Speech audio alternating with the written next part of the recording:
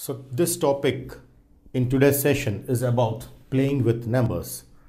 Now, numbers are the heart for mathematics.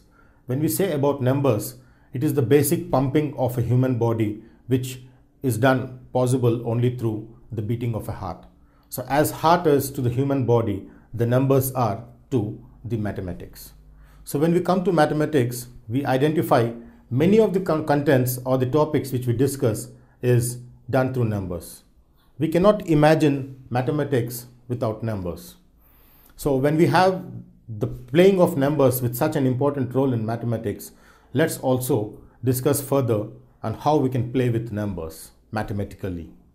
So can we imagine the score in cricket without, when we calculate the runs, we can do that without numbers? No, we cannot. So when we play the sports or when we play cricket or any other concepts where we just go in and play, going to the hotel to pay the bill, we play around with numbers. So application of numbers in real life has its wide applications in almost every second of life in daily life. So when it comes to that concept, so numbers, because they are so important, let's also identify what are the different ways through which numbers can be played. Now in this topic, to be more clear with, my concept in playing with numbers is about how I can divide a number without actually dividing it.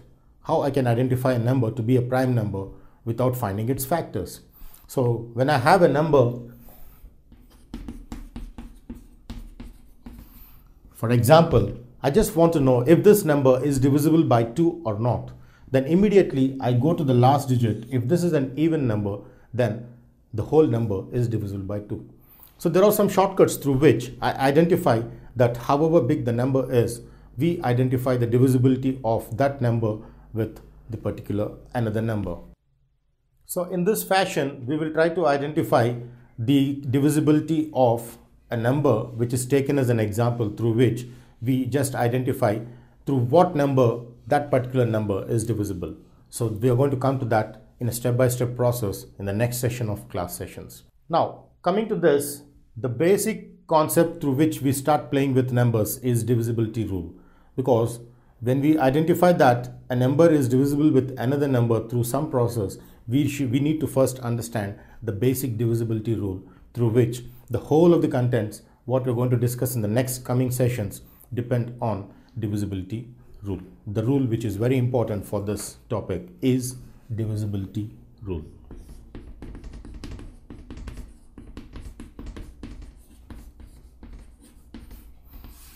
So divisibility rule says that when a number A, if a number A completely divides a number B, if A completely divides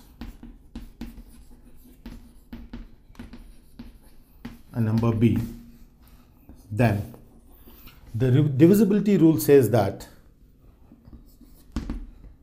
B is divisible by A. So this is the divisibility rule in mathematics. If a number A completely divides a number B, then we say that B is divisible by A. This is the notation for divisibility rule. So for example, if I have, if 2 is divisible for 4, if 2 is divisible, if 2 completely divides B, say for example, if I write if 2 completely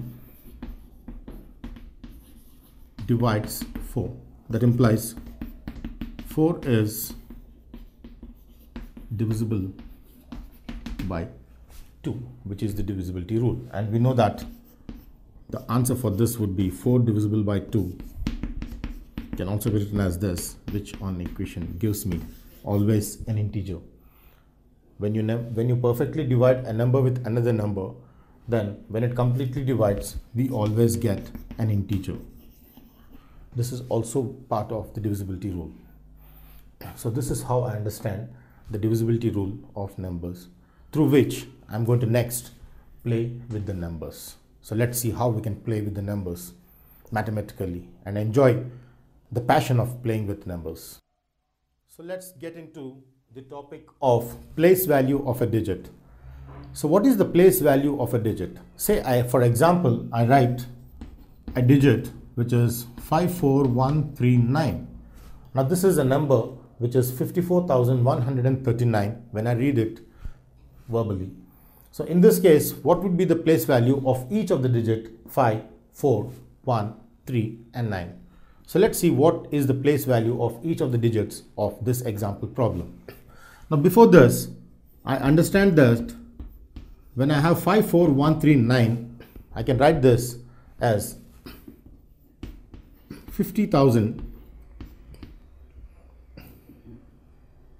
plus 4,000 plus 100 plus 30 plus 9, which on adding gives me 54139, which is nothing but the original number taken into consideration. So I understand that every number can be written as 5 followed with other zeros here plus 4 followed with the zeros after 4. The number of digits here gets reduced to zeros, and then 1 followed with 2 zeros, and plus 3 followed with only 1 zero, and plus 9 because there is no digit after 9 has only 9 left. So every time I write, I can write in this form, where indirectly this can also be written as 54139. If I write it in the form, I can write it as 5 times of 10,000. 5 times of 10,000, because I can write 5 into 10,000 as 50,000. So let's separate the digit. Because the first digit is 5, I want to extract the first digit 5 from the first term. Then I'll extract the second digit 4 from the second term. Therefore, when I extract 4, I'm left with 3 zeros, which is 1,000. 4 times of 1,000 is 4,000. Then I extract 1 because my third digit is 1. I extract 1 out here, so that the remaining would be 1 times of 100 plus my fourth digit is 3. Therefore, I get this as 3 times of 10 plus 9 times of 1. So this is how I extract 5, 4, 1, 3 and 9. So each of the digits which are on the left hand side as 5, 4, 1, 3, 9 are extracted on the right hand side by splitting them separately in 5, 4, 1, 3, 9. This is called the units place. This is called tens place because multiplied with 10. 3 is called said to be in the tens place.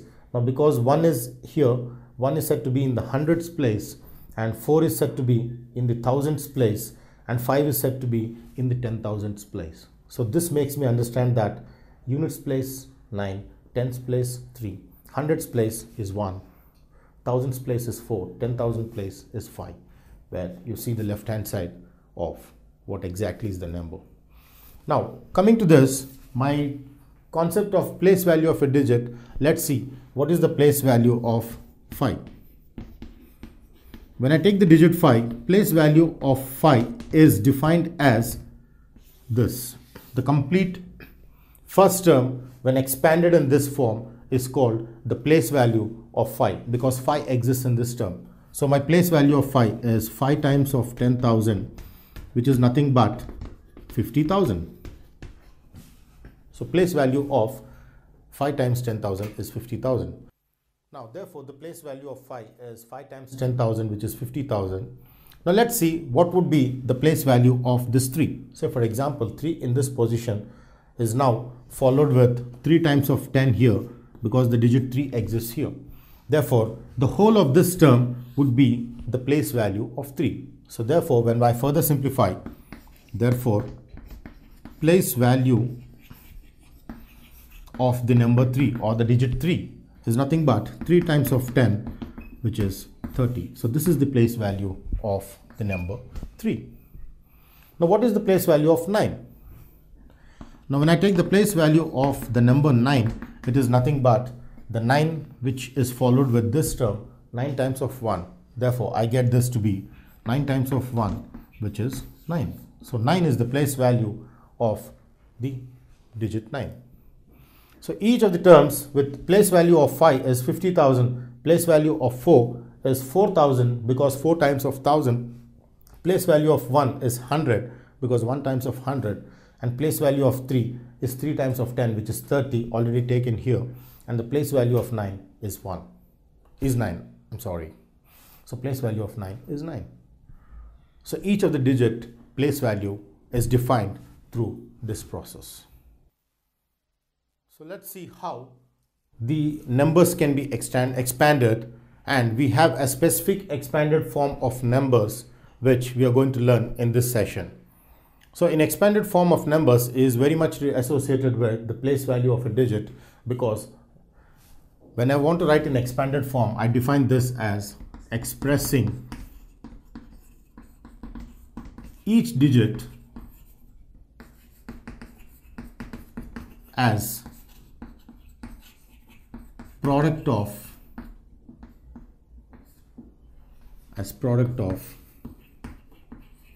powers of 10. So as product of powers of 10. So let's see how we can express each digit as the product of powers of 10. So when I take this same example as I've taken for the place value of a digit, identifying the place value of a digit, I can see that the digit here is 54,000. The number here is 54,139, which is 54139. Now I wanted to write this in an expanded form for this particular number 54139.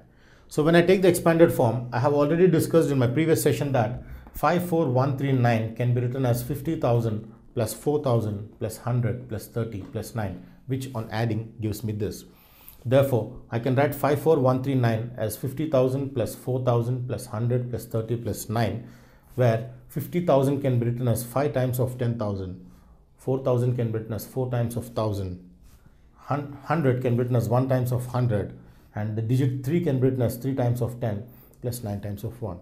So this is how each of the digit is expressed as powers of 10 when you raise them to powers 10, and that is nothing but the expanded form. Of course, this is not completely expanded form.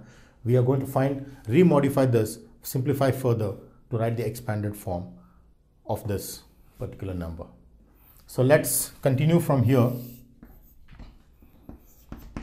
54139, I can write it as 5 times of 10,000, which in turn can be written as 5 times of 10,000 with 10 raised to power 4. So when I raise this to 4, I can write this as 50,000 indirectly becomes 5 into 10 power 4, because 4 zeros followed with 10 power 4. Now similarly, the second digit 4 followed with the product of 1000 can also be written as power of 10 by reducing this to 4 into 10 raised to 3, because 3 zeros are followed with power 3. Similarly, 1 into 10 square plus 3 into 10 plus 9 into 1. So this can be written as 1 into 10 square plus 3 into 10, which is 10 power 1, plus 9 into 1. But because 10 power 0 is 1, or a power 0 is 1, I can replace this 1 with 10 power 0, so that even this term can also be written as power of 10. So to express that in power of 10, I write 1 as 10 power 0, because a power 0 is 1, for a being a non-zero integer, non-zero rational number.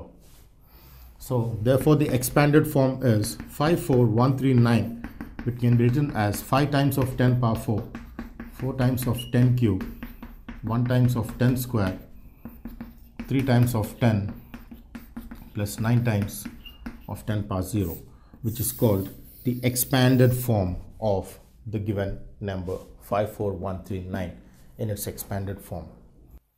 Now this is called the expanded form, and when I write directly by not expressing them as powers of 10, that is called the standard notation. So here this is the standard notation for 54139, and this is the expanded form of 54139.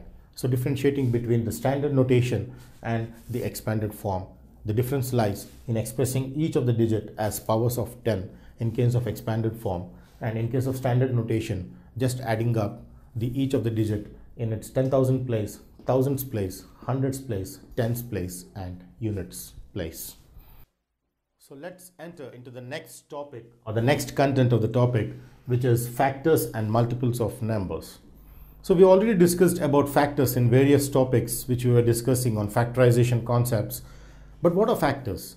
What is the basic definition in mathematics through which you can define a factor, the most convincing definition. So what is a factor? A factor is a number which divides the given number. It's very simple. A number which divides the given number is called a factor. So let's take the definition. A number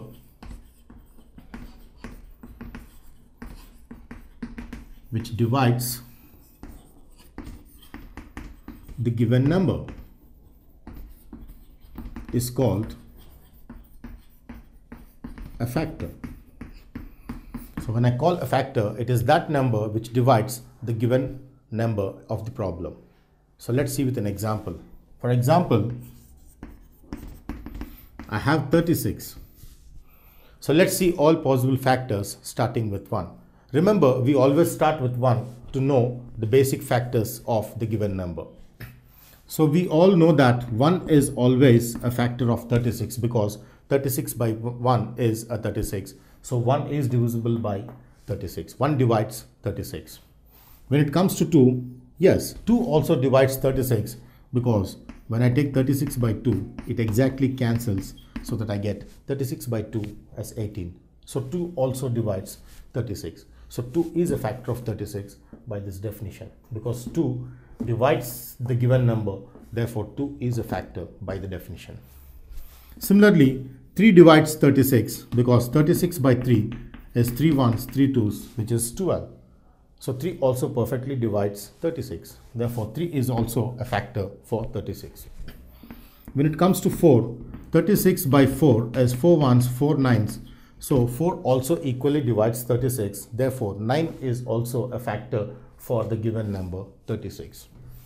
Similarly, 5. Let's try with 5. 36 by 5. 5 does not divide 36. Cannot be an integer. So therefore, since 5 does not divide 36, therefore 5 cannot be a factor by the strict definition of a factor as given here.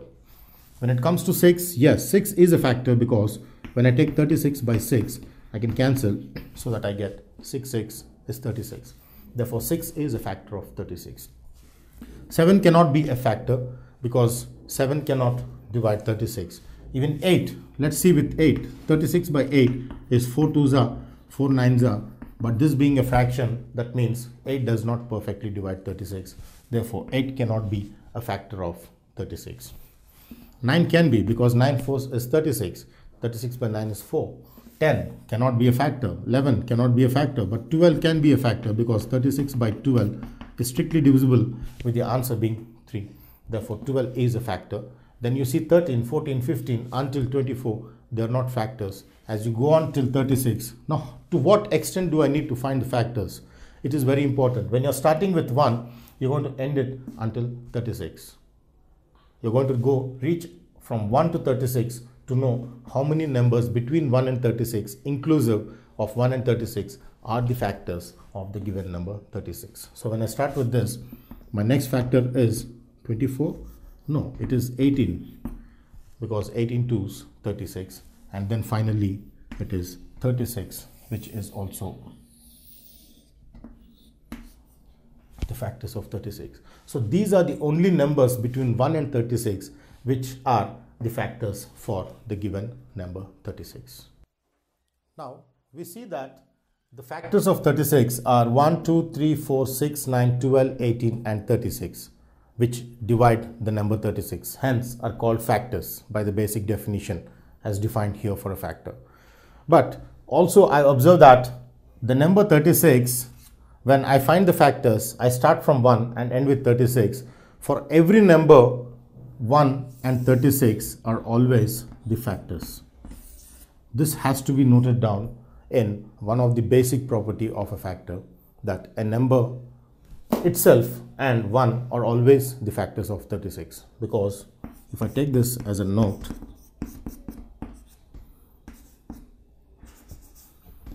(36) by 1 will always be 36 for any number irrespective of a specified number, and 36 by 36 is also a basic integer. Therefore,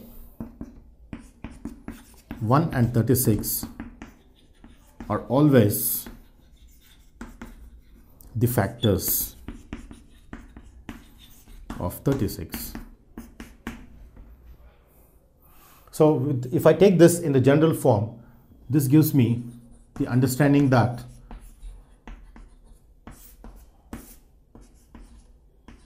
for any number n, the factors 1 and itself are always the factors. So if I take any number n, then 1 and itself are always the factors. If I take this n belonging to n, then 1 and itself are always the factors. So this has to be kept in mind. So when I find factors, I start from 1 and end with n and find all the factors in between. 1 and n are always included. So this is how I understand the factors. And also, the greatest factor here is 36, which is the number itself, and the least factor is 1 for this. So in this case, this is called the greatest factor n, and the least factor will be always 1. The greatest will be the number itself, in general form is n, and the least factor will be 1. In this case, 36 being the greatest factor and 1 being the least factor.